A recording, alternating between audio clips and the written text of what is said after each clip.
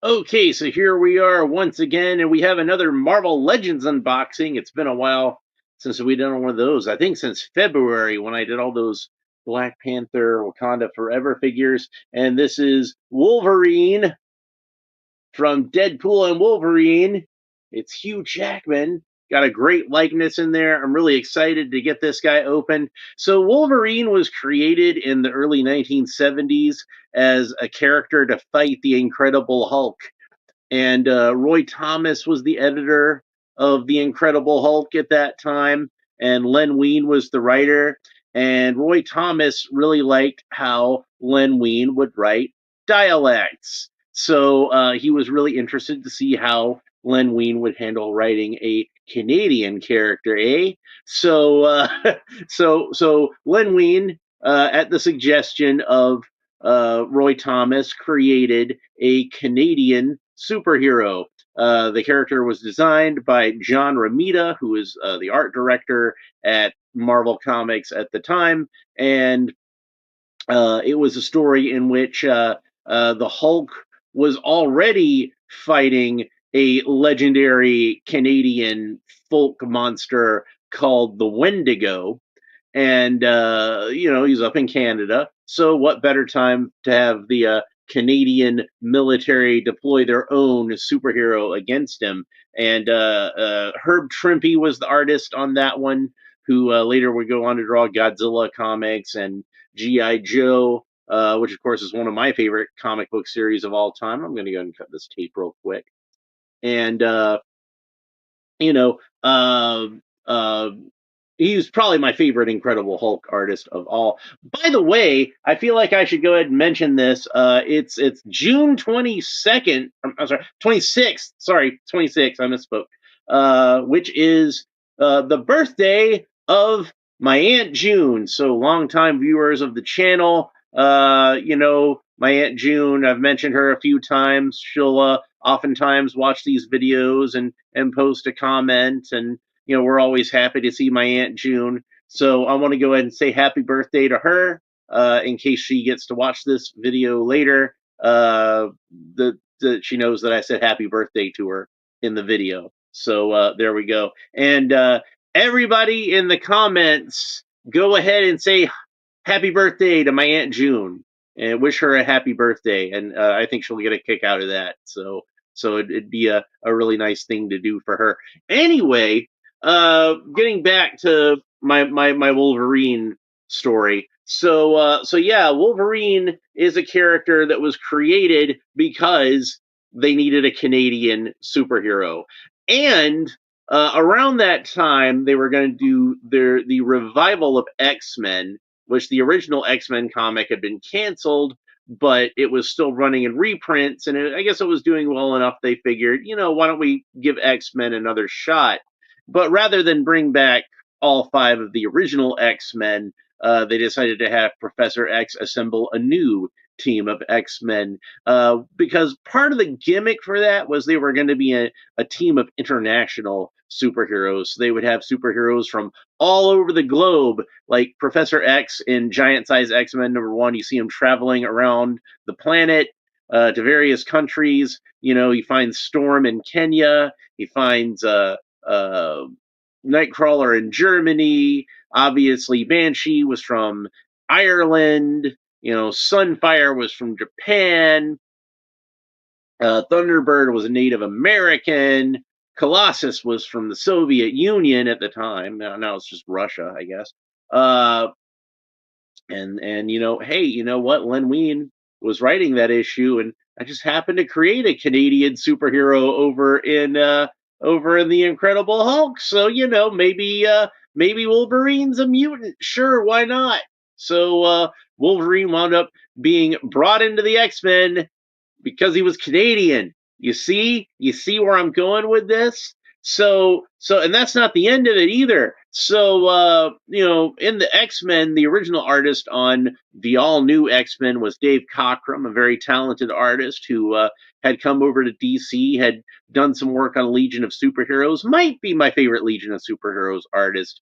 It'd probably be him or Mike Grell. But I kind of feel like Cockrum was a little more polished at the time than Grell was. Grell would wind up becoming a fantastic comic book artist, but at this point he was a good comic book artist. He hadn't quite reached his peak yet, which to me is Green Arrow the Longbow Hunters, the most beautifully illustrated comic book of all time. But he was already good in the 70s. He just hadn't quite hit his peak.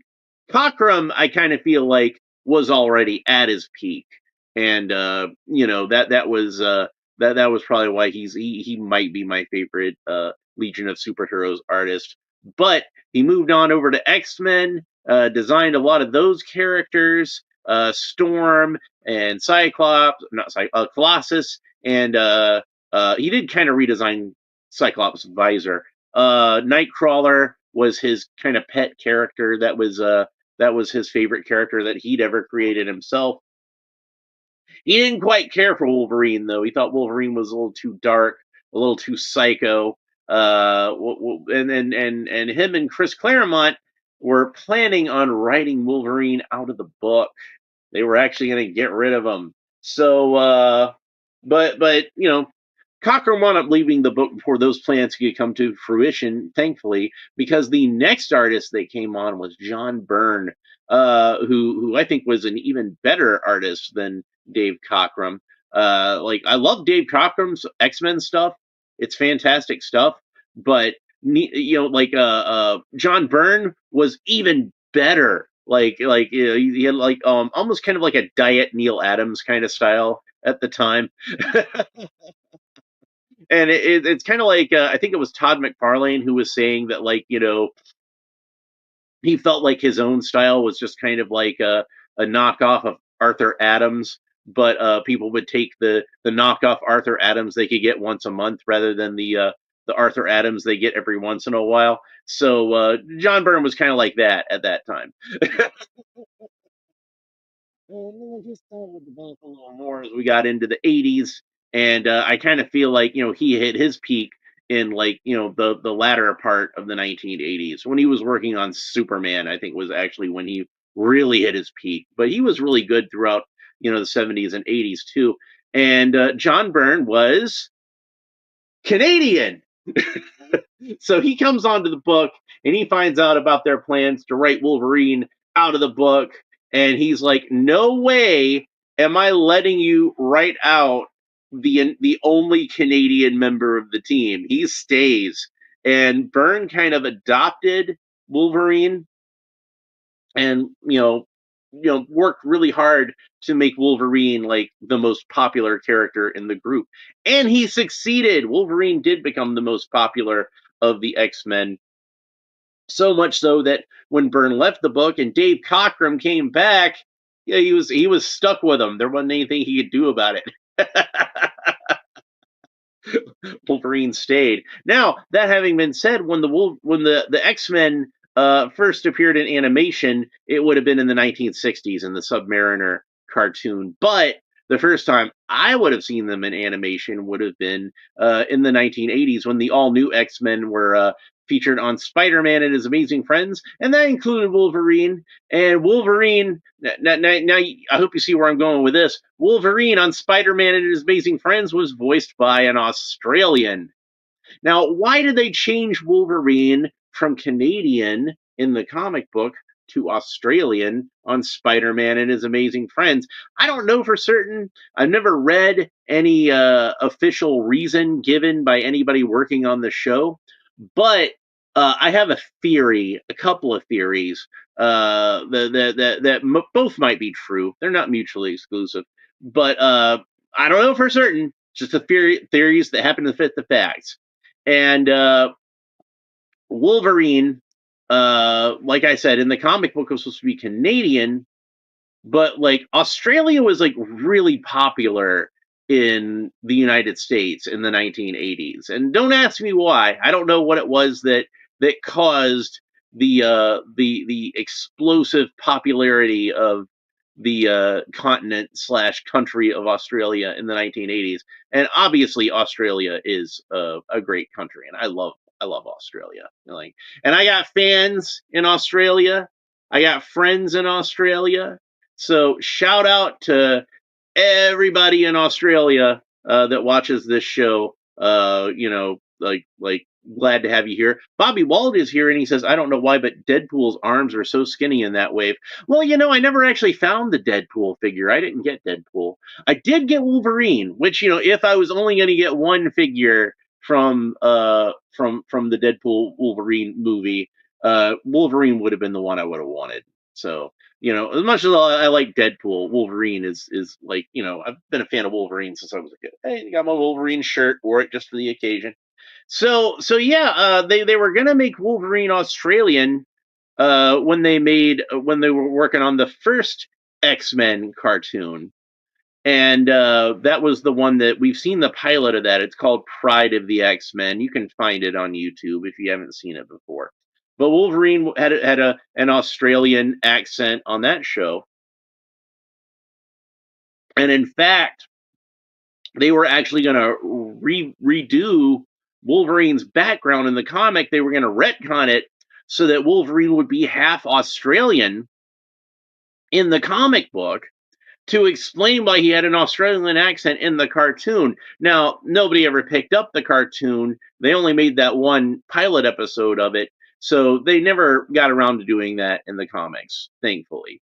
And I don't mean any offense to any of my Australian viewers, because like I said, I got nothing but love for Australia, but Wolverine is a Canadian, and he always ought to be 100% pure Canadian, in my opinion. So that brings us to the X-Men movie, and this guy Hugh Jackman, who got cast as Wolverine, and after rumors of lots of different actors, everybody from Glenn Danzig to Russell Crowe to all kinds of people being rumored to play Wolverine. Bob Hoskins was actually the choice of Chris Claremont, who's like, he's a fantastic actor. You get him in shape and you put the right wig on him, he could be the perfect Wolverine. And I can't argue with that. He is a great actor, but he's not quite as buff as we think of Wolverine as being. I don't mean any disrespect to the guy because I love Bob Hoskins, but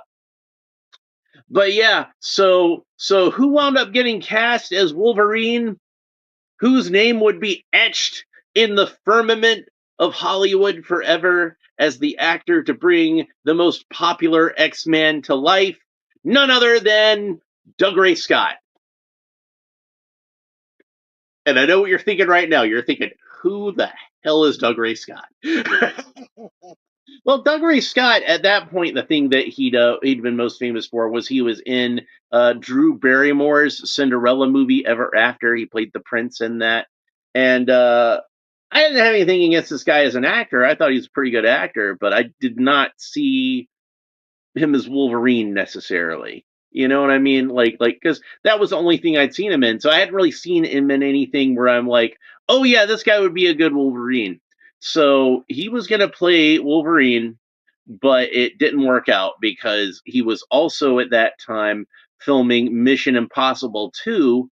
He was the villain in Mission Impossible 2, and filming ran over long on that, and it wound up overlapping with X-Men, so he had to drop out from the role of Wolverine. Dougray Scott was not going to have his name etched in the firmament as, being the first actor to portray the most popular X-Man in live action. No, no, no, no, no. He missed out on that. And I'm sure he's kicking himself and regretting it to this day. Sure, on paper at the time, being the villain in Tom Cruise's Mission Impossible 2 might have seemed like a better career choice than being Wolverine. But we know our history. We know it didn't work out that way. Dougray Scott is now basically the answer to a trivia question, and Hugh Jackman is one of the biggest movie stars in the world. But at that time, I'd never heard of Hugh Jackman. Most people in the United States had never heard of Hugh Jackman. I'm not even sure if he was a household name in Australia at the time, but he was pretty famous over there. But he was famous for being a song and dance man. He was a musical, you know, guy. That's what he did. I think like not long after he hosted the Tony, or not long after he played Wolverine, he hosted the Tonys, and everybody here in America was shocked. Like, dude, Wolverine could sing and dance. What the hell? But I wouldn't say I was against the casting of Hugh Jackman because I didn't know anything about Hugh Jackman. I'm like, who the hell is this guy? I don't know anything about him. I hope he's good because I've never heard of this guy. But yeah, like there's a reason that they wound up casting a guy that was the tri Ian Lan says the tribal chief Miral Malaysia Johar. Okay, sure. I'll put that up on the screen for a second. There we go. Okay. I think that's good. All right. So, Marvel Legends Spider-Man. Yeah, like I've got a few Marvel Legends Spider-Mans. I need to get a new one. Sean Franklin is here. Hi there, Sean Franklin. We're opening up Wolverine today. I hope you're doing well. So yeah, of course, Hugh Jackman nailed the performance of Wolverine. He was perfect as Logan. Like everybody loved him in the part. Wound up becoming a huge star. Went on to do stuff like Van Helsing and Swordfish and what was that? Kate and Leopold. Not a huge hit, but he had stuff lined up already in the United States. Even if he hadn't have done Wolverine, he already had some American movies on the way, like Animal Husbandry, I think was the name of that one. Originally, it was going to be called Animal Husbandry, wound up being called something else. The thing he did with Ashley Judd, it was a romantic comedy. Anyway, uh, yeah. Hugh Jackman became one of the biggest movie stars in the world. Doug Ray Scott became a trivia question. But the thing that was a question in my mind when I heard an Australian was cast as Wolverine was that is he going to be Australian like he was going to be in Pride of the X-Men? But he wound up not. He wound up doing a Canadian accent. Night of the Museum, yeah, that was another one. I'm going to come back to that in a second. But yeah, like I was kind of wondering if they were going to wind up trying to make him Australian again since Hugh Jackman is Australian. Oh, and what was that with the robot Chappie? He was in that one. I liked him in that. I was not like a huge fan of Chappie, but I thought he was one of the best things in that movie. Sean Franklin had asked, "Do you have Marvel Legends, Ghost Rider, and Blade?" I used to have a Ghost Rider, but I don't think I have it anymore. I think it got misplaced when I moved, and I never was able to get Blade. I would have liked to have had Blade. So, because I'm a big fan of Blade. Bobby Wald says this is what I was talking about. I like him in that third Night at the Museum movie where he's playing himself, but on stage, and he does the Wolverine claw action with no claws. Yeah, that was pretty funny. And then Ian Lon asks, "Do you have Blade, Marvel Legends, Tom Hardy, Venom, The Last?" No, I don't have any of those. I don't have either one of those. Like I'd already mentioned, I unfortunately don't have a Blade figure. But one of the dudes I have on Patreon, he did recently put out some Blade parts. So I'm probably going to make my own Blade figure at some point since I was never able to get the proper Marvel Legends figure. It should turn out pretty cool, I think. And yeah, I didn't get it. I don't think I have any Marvel Legends Venom figures except for the one they did that was like based specifically on the first appearance drawn by Todd McFarlane because I got a lot of nostalgic affection for that book. Anyway, I've been doing this video for almost 20 minutes now. I've been plattering on talking about the history of Wolverine as a character. So let's go ahead and have a look at the packaging. So we've got like a nice picture here, a nice little portrait of Hugh Jackman as Wolverine wearing the comic book accurate mask right down to the white eyeballs. We got what looks like a homemade label on the side with some masking tape and the Wolverine written on there by hand. I think the gimmick is supposed to be that like Deadpool designed this packaging himself, so it's got all kinds of like fourth wall breaking stuff. You can see the arrow pointing down at Wolverine. There's a thumbtack holding the picture onto the package. It says also look for, and then it has the other figures in the wave that I was never able to find, which is Deadpool himself, and it looks like the dead Deadpool. It's got a little bio on the back here. It says, a broken and shameful Logan reluctantly joins Deadpool's side to fight for their survival and a shot at redemption. So he's not playing the same Wolverine that we've seen Hugh Jackman play before. He's not playing the one from the previous X-Men movies or from Logan. I kind of feel like it just he's already played like a bunch of different versions of Wolverine even before this movie came out. And then we get to see him play like a bunch of different versions of Wolverine within this movie. So I loved Deadpool and Wolverine. I thought it was great. I thought it was a lot of fun. I think anybody who, like me, is a hardcore comic book fan is going to enjoy this movie for all the Easter eggs and everything like that.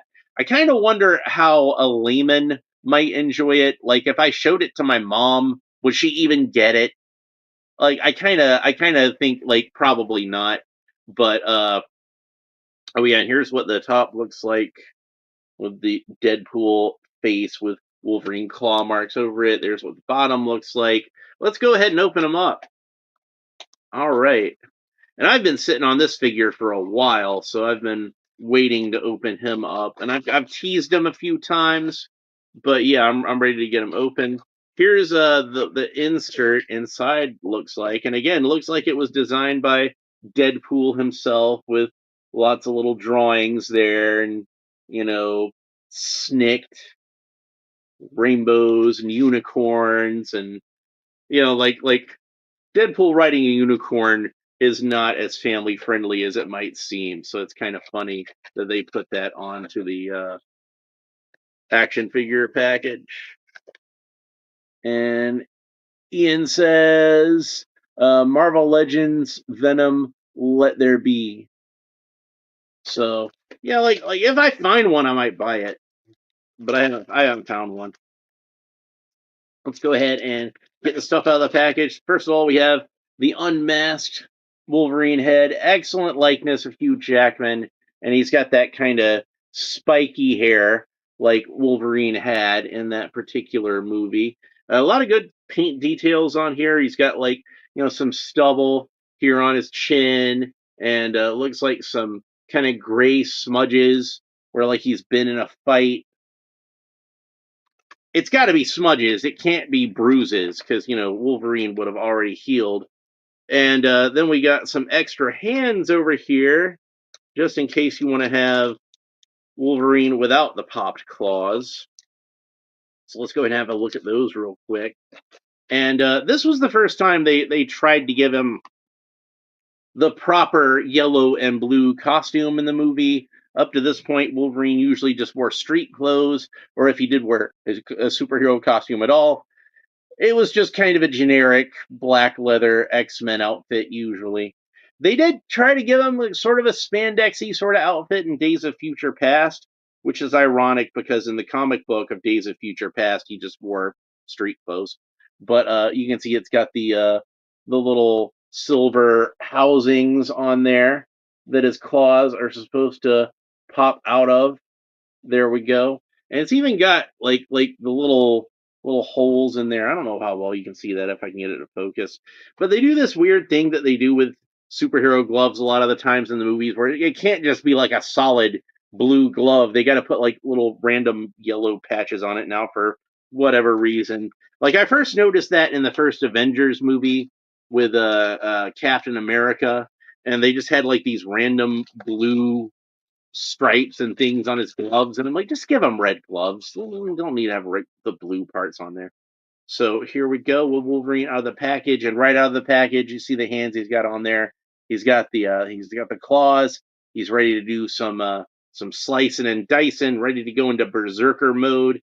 And then Wolverine has his mask in the on the figure straight away. Again, it's got stubble on there and like nice paint detailing. One thing that I noticed is funny about this is that, and I figure this is probably just because of how the figure is put together, is these black fins are actually like a separate piece glued onto the yellow head. But because of that, I don't know if you can notice this on the camera, but the yellow stripe down his nose, that's actually painted on because that's part of the black mask. And it's kind of funny that it worked out that way. Bobby Wald says, now that you're reviewing Wolverine, you can do a side by side with the two Batmans making a Wolverine face. Well, since you requested that, and unfortunately, right now the Michael Keaton Batman that I just opened up, it's over there on my shelf now. So I need to find some other Batmans around here. Do I have another Batman that would work? Would the Adam West Batman work? Would that be Wolverine-ish enough? Let's find out. All right. Does that work? I don't know if it works as well in three dimensions, honestly. But I think you can kind of see the Batman faces if you just look at the Wolverine mask itself. And I think that actually works a little better. That almost looks like two Batmans about to kiss, doesn't it? Which, if Batman was going to kiss a dude, I would imagine the dude he would want to kiss would be himself. So, Marvel Legends Red Hulk. No, I don't have a Marvel Legends Red Hulk. I have like some pieces to some build a figure Red Hulk, but I never got around to building the whole thing. Marvel Legends Iron Man. Well, yeah, I've got a few Marvel Legends Iron Mans, but unfortunately, like when I was really collecting Marvel Legends figures, I wasn't doing this show yet. So maybe I should just go back and do some reviews of some stuff that I've already opened. Bobby Wald says, I'm surprised they didn't do a 2-pack of shirtless Wolverine and Deadpool with a Madonna CD. Well, you never know. I mean, they could still make one. I mean, those are still characters that people would be interested in buying even years after the movie came out. I think that would be something. I would buy that. No doubt I would buy that. All right, so yeah, he's pretty badass looking. I like the way that this turned out. A lot of good detail to the costume, a lot of fabric textures and things that I don't think are going to quite come across on the camera, but they look good. Ian Land says Marvel Legends Hulk 2003. I do have a 12-inch vinyl Hulk that Toy Biz made back in the day, which I think actually would be in scale with Marvel Legends, since the Hulk was supposed to be like really huge in that movie. I think that a 12-inch figure would probably be in scale with this one, and I think that I have a few of the movie figures that were supposed to be in the 6-inch scale Hulk figures from that movie. But I mean, those are actually not in scale with Marvel Legends because, like I said, he's supposed to be like 20 feet tall in that movie. And I do feel like they scale pretty well with Marvel Legends as far as like how the size that he is in the comic book. So that's fine. So anyway, let's go ahead and talk about his articulation. So Wolverine can look up about that far, look down about that far, tilt his head kind of quizzically from side to side, rotate the head all the way around. This being a Marvel Legends figure, it's on a nice ball joint, and that's really cool. I like that. The arms, of course, rotate all the way around the side, and they're on one of these funky butterfly joints, so it can uh, wiggle back and forth, up and down, all that kind of stuff. Of course, he's got a bicep tool, so the bicep rotates all the way around, and the arms can raise up to the sides. I'm not sure if that's as far as they can go or if it's just kind of sticking a little bit. They can only raise up the sides about that far. That's about as far as I can get them to move anyway. They might move further, but it seems like they don't want to move further. So I think that's probably about as far as they move. He's got an ab crunch, so he can bend down at the abs about that far, bend up at the abs about that far. He can rotate all the way around at the waist. Uh, Wolverine can kick up about that far. He does not seem to have drop down hips like we see on G.I. Joe. I guess, Marvel Legends ain't going to get that much. But he can do the splits no problem. That's about as far as he can do a split. He can't kick back very far because his buttocks are sculpted onto the trunk piece. So that's about as far back as he can kick. So and then he's got thigh cut, so the thigh rotates all the way around. He's got double jointed knees. That's about the range of motion you get at the knees. By the way, I would like to talk about these boots a little bit and how I kind of feel like in the movie they did a really good job at kind of capturing the flavor of Wolverine's boots from the comics with those black flares at the top, but at the same time made it a little more practical, so he's not always got like these black flares bumping into shins. Oh, I forgot about the elbows. So he's got double jointed elbows, excellent range of motion at the elbows. They go all the way. And then he's got wrist joints that rotate all the way around. And then this one has a horizontal hinge, which is good. I kind of feel like horizontal hinge works best for Wolverine, so you can really get a lot of those good claw poses. And this one also has a horizontal joint, so yeah, he looks badass. All right. So Wolverine does not appear to have a boot cut, unfortunately, but he does have cool rocker ankles. So the ankle rotates all the way around where the ankle meets the foot, and then it's really stiff. But it looks like his foot can point up about that far, point down about that far, and there we go. That's about it for the articulation. So yeah, great figure, turned out really well. This is the kind of quality that I expect out of a Marvel Legends figure. It doesn't quite have as much articulation as some of them could have. Like I said, there's no boot cut, and that's a little disappointing.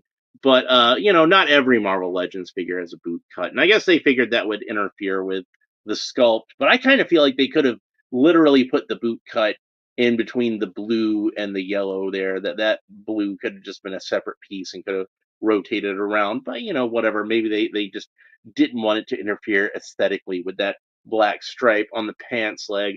So let's go ahead and we'll go ahead and let's talk about these claws first. So these claws are a separate piece of plastic that I think are just kind of molded into the fist, and they're there permanently. They ain't coming out. So let's go ahead and put the other hands in there just to see what they look like. And I'm probably not going to get much use out of the other hands. I want to have them with the claws popped. But there he is with a solid fist, and the left hand is a gripping hand, which has a trigger finger on it. So if you want to have Wolverine hold a gun for whatever reason, he can hold a gun pretty easily. So that's cool. And then, or, you know, he doesn't come with a cigar, but if you were able to like make like a little miniature cigar, you could put that in between his figures. He could be holding a cigar. So that could be cool. So let's go ahead and put the unmasked Hugh Jackman head on there, and of course that's what he looked like for most of the movie. They saved that they saved that show speed. Happy birthday! Well, happy birthday to my Aunt June. Yeah. uh, but yeah, but yeah, so that's what he looks like with the unmasked head, which I think is very good. And like I said, that's what he wears for most of the movies, unmasked. So he doesn't really put the mask on until the climax of the movie. They save that for the end. But yeah, this is one of those. I kind of feel like this costume is close enough to the comic book costume that if it was your only Wolverine figure, I think it would kind of even satiate the need to have a comic book version of Wolverine. Obviously, it's not exactly the costume that was designed for Wolverine in the comics, but I think it's close enough. And they even gave him the white eyes, which that was a nice touch. I guess they figured since Deadpool already had white eyes, they might as well try it on Wolverine. But yeah, he turned out really cool. And it's one of those things, they never really did the Wolverine costume in the earliest X-Men movies because they weren't sure if they could get it to work.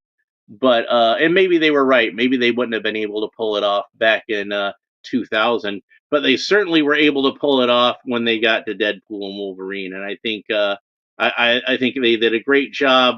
Most people were really happy with how it turned out, and I know I was. So yeah, that's one thing I might have done differently is I might have made the whole belt red instead of just the belt buckle. It might have been nice to have a little more red on the suit, but in the original costume in the comics, the only thing it was red was that belt. So it does kind of tend to break up all the blue and the yellow though, so I think that would have been a cool thing to see.